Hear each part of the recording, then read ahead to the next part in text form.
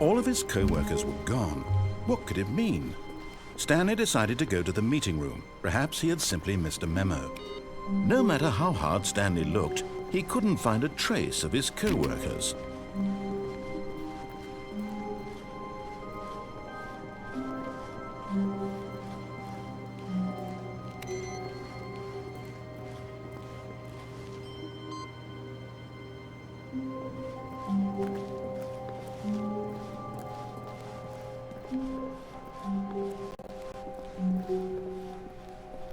When Stanley came to a set of 2 open doors, he entered the door on his left.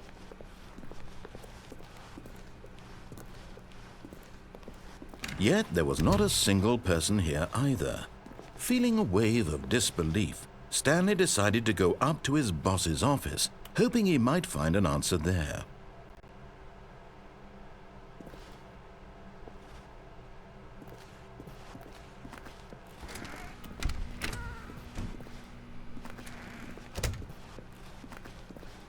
Coming to a staircase, Stanley walked upstairs to his boss's office.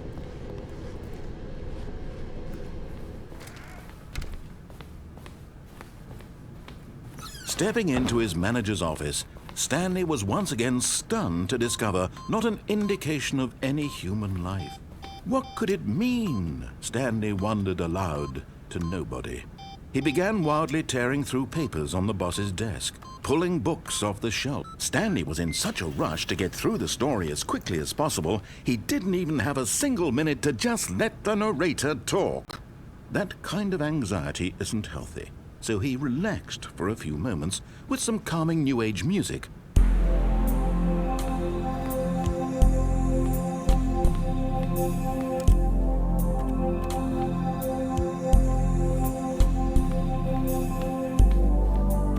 Feeling soothed and rejuvenated, Stanley calmly walked forward into the opened passageway.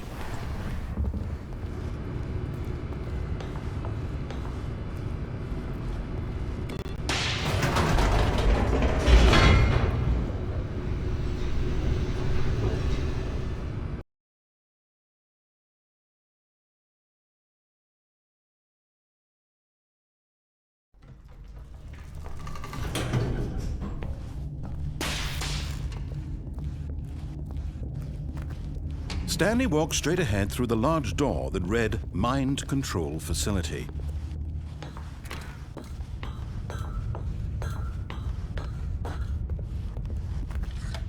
The lights rose on an enormous room packed with television screens. What horrible secret did this place hold? Stanley thought to himself. Did he have the strength to find out?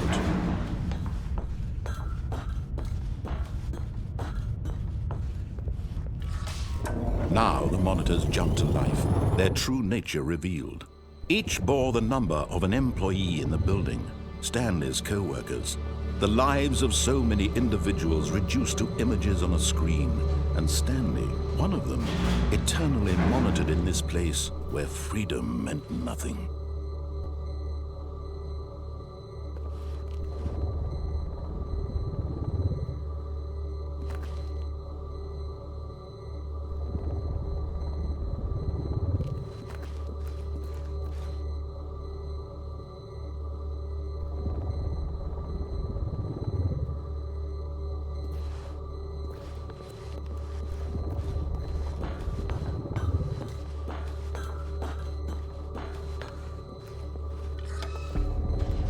This mind control facility, it was too horrible to believe. It couldn't be true. Had Stanley really been under someone's control all this time? Was this the only reason he was happy with his boring job? That his emotions had been manipulated to accept it blindly? No, he refused to believe it. He couldn't accept it. His own life in someone else's control? Never! It was unthinkable, wasn't it? Was it even possible? Had he truly spent his entire life utterly blind to the world? But here was the proof, the heart of the operation.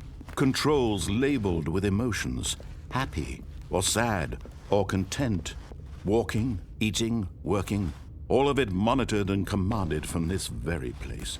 And as the cold reality of his past began to sink in, Stanley decided that this machinery would never again exert its terrible power over another human life. For he would dismantle the controls once and for all.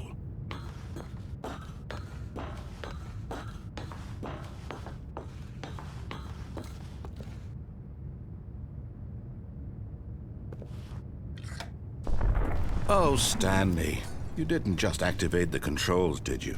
After they kept you enslaved all these years, you go and you try to take control of the machine for yourself. Is that what you wanted? Control? Oh, Stanley, I applaud your effort, I really do. But you need to understand, there's only so much that machine can do. You were supposed to let it go, turn the controls off, and leave. If you want to throw my story off track, you're going to have to do much better than that. I'm afraid you don't have nearly the power you think you do. For example, and I believe you'll find this pertinent, Stanley suddenly realized he had just initiated the network's emergency detonation system. In the event that this machine is activated without proper DNA identification, nuclear detonators are set to explode, eliminating the entire complex. How long until detonation then? Let's say 2 minutes. Now this is making things a little more fun, isn't it, Stanley? It's your time to shine. You are the star. It's your story now. Shape it to your heart's desires. Oh, this is much better than what I had in mind. What a shame we have so little time left to enjoy it. Mere moments until the bomb goes off. But what precious moments each one of them is. More time to talk about you, about me, where we're going, what all this means. I barely know where to start. What's that? You'd like to know where your co-workers are? A moment of solace before you're obliterated. All right, I'm in a good mood. You're gonna die anyway. I'll tell you exactly what happened to them.